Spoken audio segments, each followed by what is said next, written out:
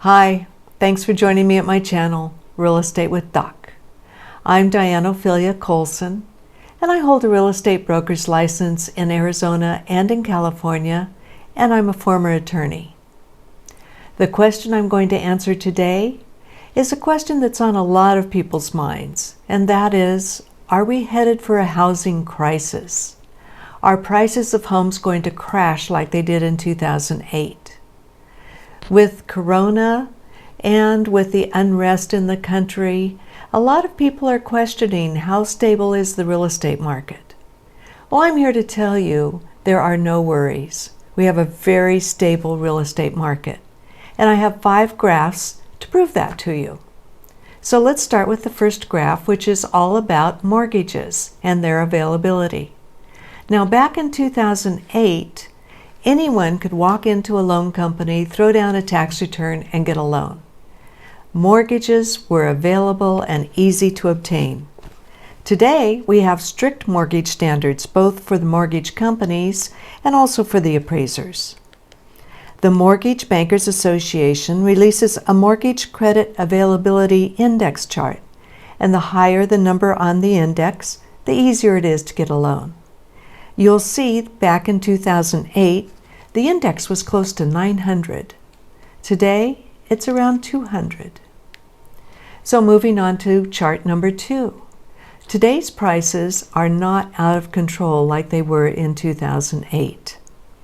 You'll see by this graph, the annual house appreciation over the past 6 years is very different from that which was shown in the 6 years leading up to the height of the bubble. During the 6 years preceding the bubble, appreciation skyrocketed 11 to 12%. In the last 6 years, it's hovered around 4 to 5%. On to graph number 3, the issue of the surplus of homes. Back in 2008, we had a huge surplus of homes. Now, a normal real estate market has about a 6-month inventory supply. If you have more than 6 months available, home prices drop, and that's what happened in 2008. If you have less than 6 months, prices remain stable and more likely continue to rise. Well, today we're looking at about a 3-month supply, so it's a seller's market. There's not much inventory, which means the prices are going to remain stable and most likely continue to increase. Chart number 4. Houses were not affordable in 2008, and they are today. You look at 3 elements to determine the affordability of a house: the price of the home itself, the wages earned by the purchaser, and the mortgage rate that's available. Now, back in the bubble era, prices were very high, wages were low, and interest rates were 6% or higher. Today, prices are stable, wages are much better, and we have historically low interest rates, hovering about 3%. And so it's half of what it was back in 2008. What all this means? The average family pays less of their monthly income toward their monthly mortgage. That means that we have a stable real estate environment. And chart number 5. People are equity rich today. In the housing bubble, people were using their homes as ATM machines. They would take out money to buy a car, to take a vacation, to remodel their home, even for a college education. In today's world, people have learned not to take their equity out.